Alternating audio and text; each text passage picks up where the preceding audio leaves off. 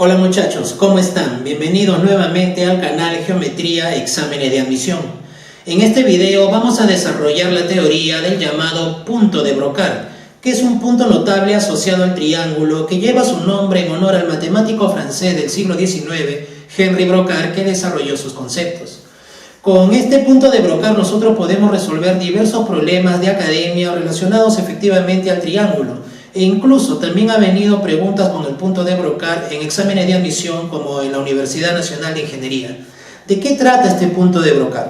Cuando en un triángulo se trazan tres líneas que son concurrentes, de tal manera que los ángulos intercalados, como se observa, tengan la misma medida, a ese punto se le va a llamar el punto de Brocard del triángulo. Así que nosotros vamos a evaluar toda la teoría correspondiente al punto de Brocard y a demostrar los principales teoremas asociados. Acompáñenme.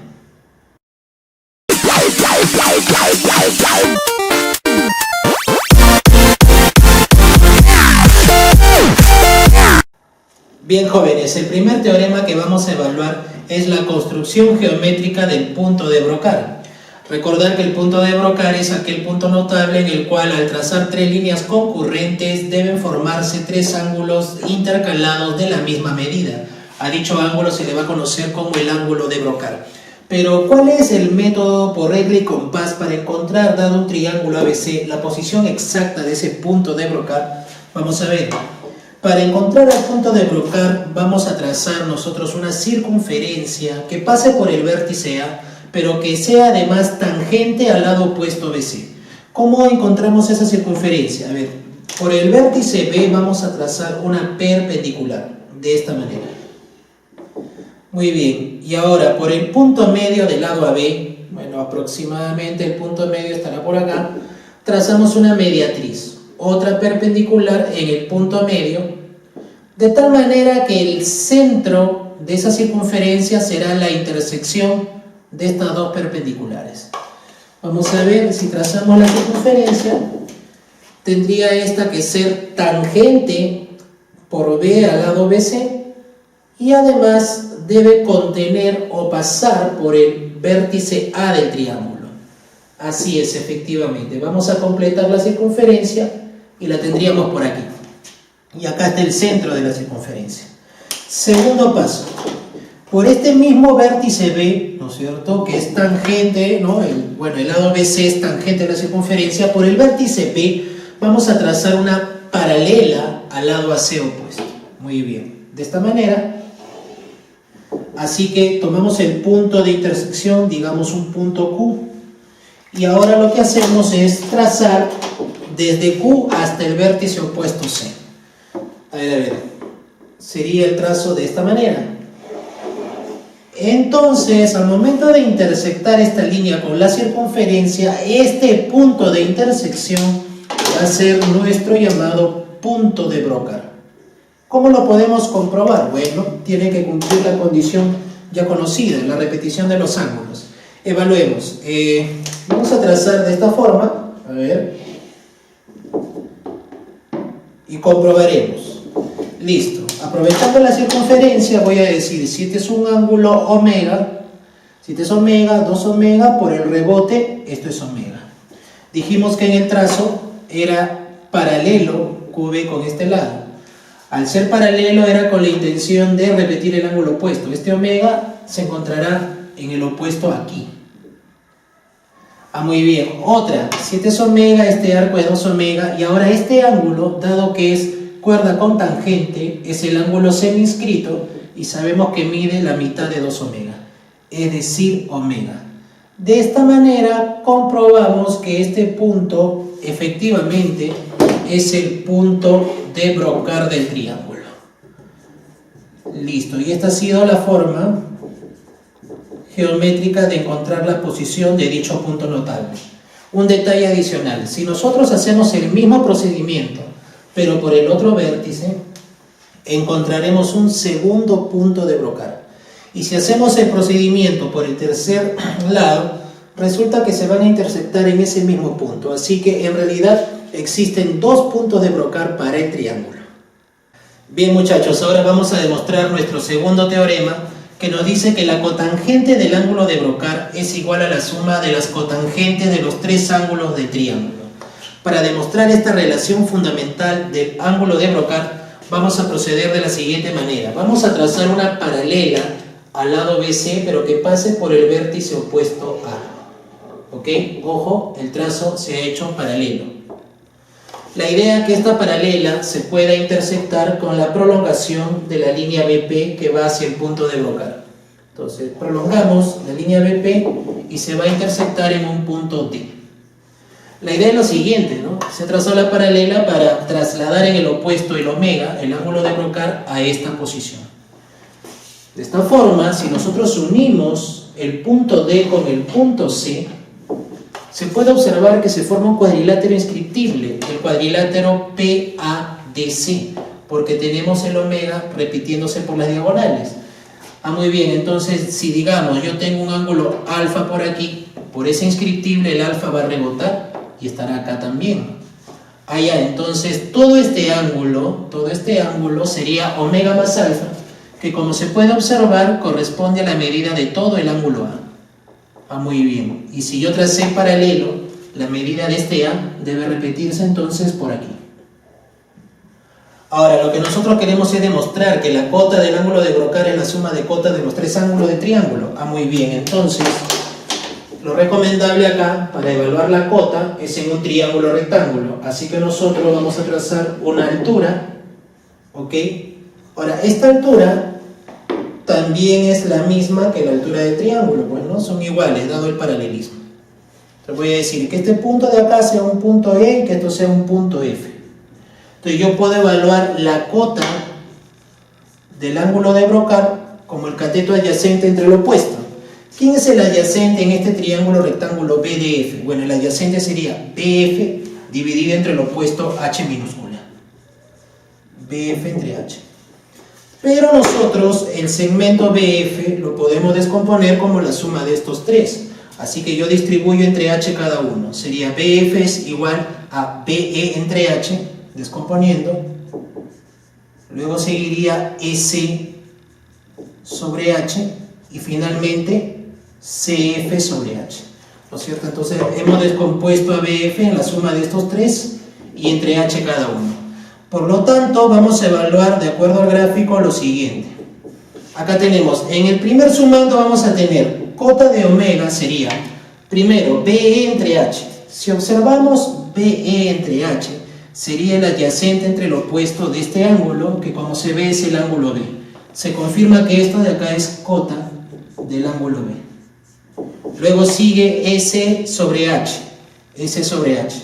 Si este es el ángulo C, entonces S es el adyacente, H el opuesto. Sería la cota del ángulo C. Y finalmente el CF en este triángulo rectángulo, ¿no?, lo que tenemos aquí, CF adyacente entre H, efectivamente es la cota del ángulo A. De esta manera hemos demostrado lo que queríamos, ¿no es cierto?, de comprobar que la cota del ángulo de Broca es la suma de cotas de los tres ángulos del triángulo.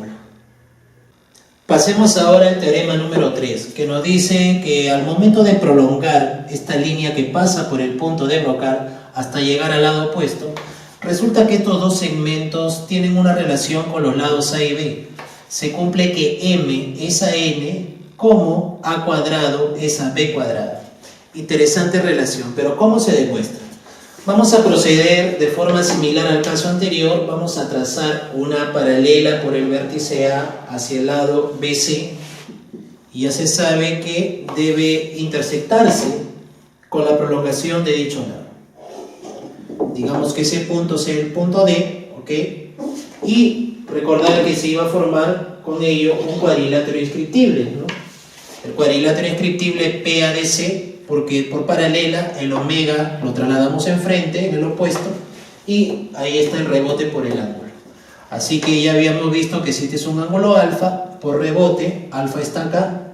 De esta manera, todo este ángulo sería omega más alfa, pero esa medida es el ángulo A del triángulo. Entonces yo digo, si acá tengo un ángulo teta, por ángulo exterior, él sería omega más teta. Pero omega más teta, ¿quién es? Sería el ángulo B del triángulo. Y por el inscriptible, este B va a rebotar y estaría en esta posición. Entonces, dado que son paralelos, hay dos triángulos que son acá semejantes. El triángulo ADE, veamos, triángulo ADE es semejante con el triángulo BS. Al ser semejantes, se aplica la proporcionalidad y estaría allí directamente M entre N, lo que estamos buscando. Pero proporcional ¿a quién? Bueno, acá sería la base A y acá la base del otro sería este segmento que aún no conozco, le llamo por ahora Y. De esta forma tendría la primera ecuación por semejanza, ¿ok? Ya, pero un momento, yo tengo también el triángulo ADC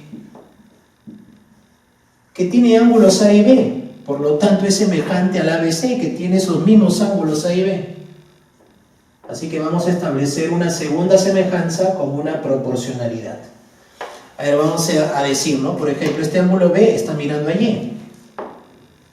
Y por acá el ángulo B va a mirar el lado B, minúscula. Muy bien.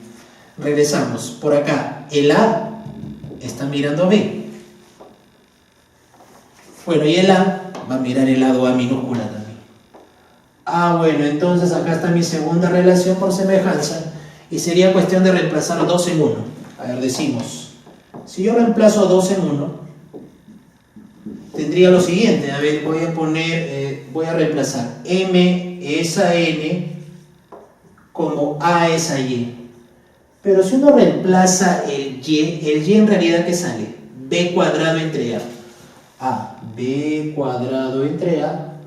Lo cual, jóvenes, nos demuestra nuestro teorema. M entre N es igual ¿a quién? Bueno, sería efectivamente A cuadrado sobre B cuadrado. Bien, pasemos ahora al teorema número 4, que nos dice que la medida del ángulo de Brocard será siempre menor o igual a 30 grados. Este 30 será lo máximo que pueda medir. ¿Y cómo se demuestra? Bueno, vamos a basarnos en el resultado anterior, ¿ok? Si nosotros prolongamos esta línea que va a pasar, ¿no? Que va a pasar por el punto de Brocard, en este punto E, digamos.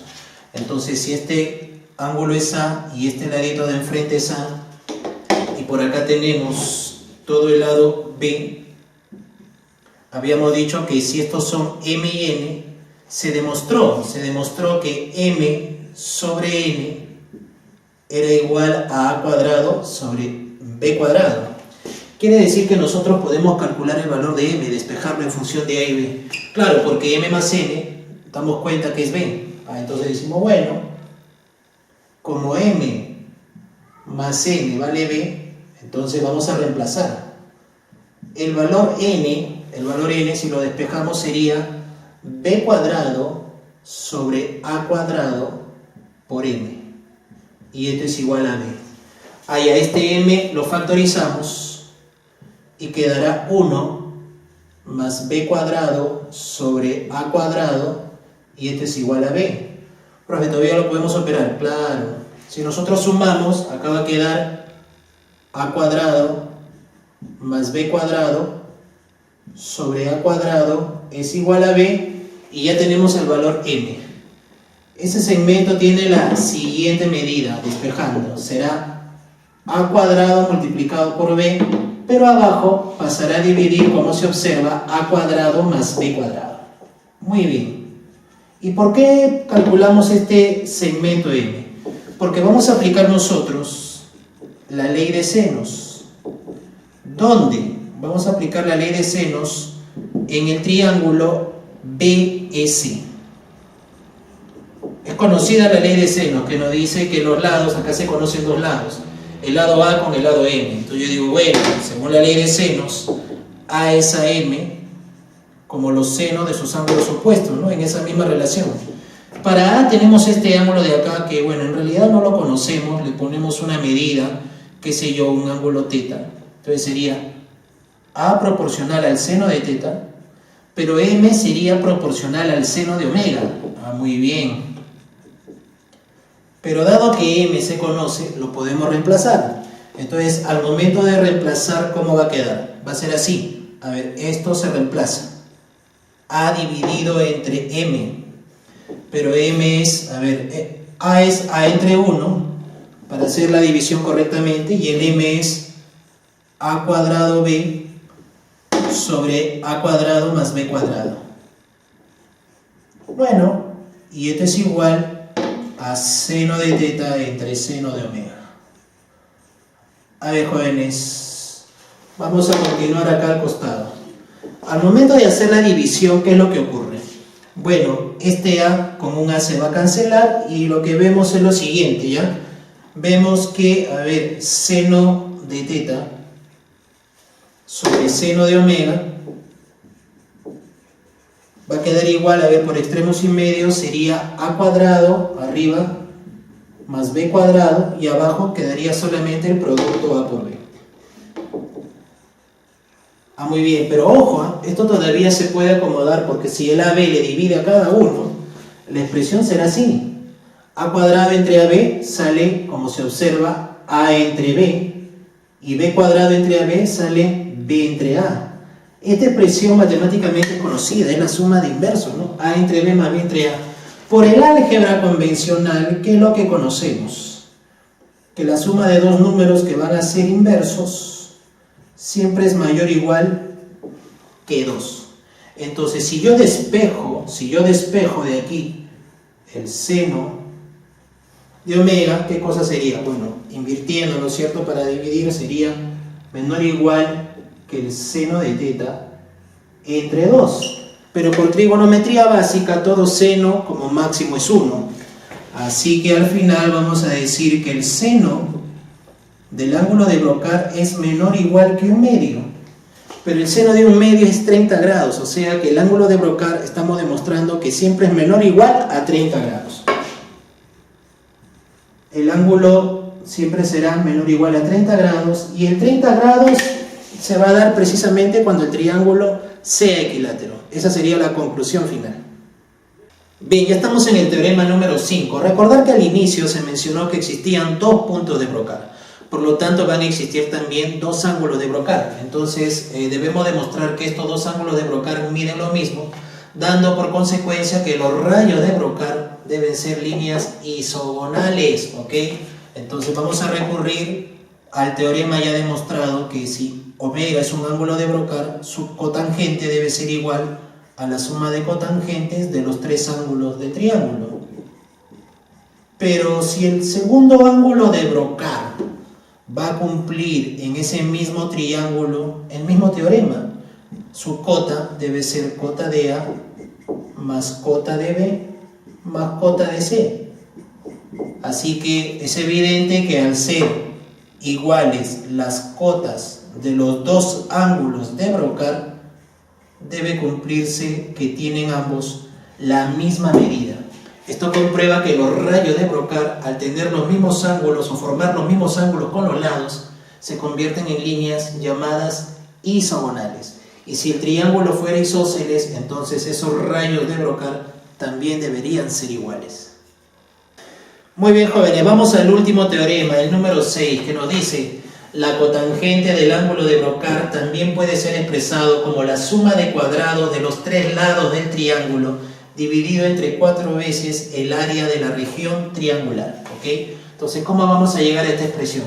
Bueno, definitivamente la cota de ese ángulo tenemos que llegar a partir de la expresión ya conocida, que su cota es la suma de las cotas de los tres ángulos del triángulo. ¿Está bien? Entonces, pero como la cota, por definición, es coseno entre seno, podemos calcular coseno y seno a la vez y luego dividirlo, ¿no? Para encontrar la expresión pedida. Entonces vamos a decir, primero, ¿cómo se encuentra el coseno? Por la ley de cosenos, obvio. Entonces decimos, según la ley de cosenos, a ver, si yo quiero encontrar el coseno del ángulo A, voy a partir en función del lado A opuesto. Voy a decir, A cuadrado es igual a B cuadrado más C cuadrado menos 2 veces el producto de esos lados por el coseno del ángulo A. Si despejamos nosotros el coseno del ángulo A, observemos, la expresión matemática sería la siguiente. Sería B cuadrado más C cuadrado menos A cuadrado dividido entre 2 veces BC. Pero si aplicamos ahora, de otro lado, el área de la región triangular ABC por la forma trigonométrica es semiproducto de lados por el seno del ángulo que forma. Entonces, para el ángulo A sería entonces el producto de lados B por C sobre 2 por el seno de A. Despejemos, bueno, acá ya tenemos despejado el coseno y ahora vamos a despejar el seno. ¿Qué cosa es el seno? El seno sería despejando 2S, porque ese es el área por notación, dividido entre BC. Bueno, si ya tenemos seno y coseno, pasamos a dividir para encontrar la cota. A ver, si dividimos coseno entre seno, podemos observar lo siguiente. Al momento de hacer la división, ¿qué es lo que ocurre? Este BC se va a anular. Este BC se va a anular y lo que va a quedar simplemente sería arriba B cuadrado más C cuadrado menos A cuadrado, y al anularse BC me va a quedar el producto 2 por 2, 4S. Entonces, las otras cotangentes van a salir simplemente por analogía. Vamos a decir, resultado, la cota de A salió el siguiente valor, B cuadrado más C cuadrado menos A cuadrado entre 4S. Entonces nosotros repetimos, la cota de B por analogía sería simplemente, bueno, si la está al final, entonces ahora vamos a poner A cuadrado más C cuadrado menos B cuadrado y abajo seguirá siendo 4S. Y si yo quiero la cota del ángulo C, bueno, la expresión para este ángulo sería entonces A cuadrado más B cuadrado menos C cuadrado entre 4S. Así que muchachos, si nosotros sumamos estas tres cotas, ya sabemos que esa suma es equivalente a la cota del ángulo de brocal. Pero fíjense que es homogéneo, así que está comprobado que abajo va 4 veces el área de la región triangular. Pero al momento de sumar se va a cancelar, a ver, menos A cuadrado con más A cuadrado, menos B cuadrado con más B cuadrado y un menos C cuadrado con más C cuadrado. Vemos que queda arriba efectivamente A cuadrado más B cuadrado más C cuadrado. De esa manera estamos demostrando este interesante teorema. Muy bien muchachos, de esta manera hemos acabado con el tutorial acerca del punto de brocal. Ha sido un tutorial netamente teórico con demostración de teoremas. En una siguiente entrega vamos a hacer otro video, pero ya con resolución de problemas y aplicación tanto de ejercicio de academia como preguntas de exámenes de admisión. Suscríbanse al canal Geometría, Exámenes de Admisión. Pronto volveremos con una nueva edición. Hasta pronto.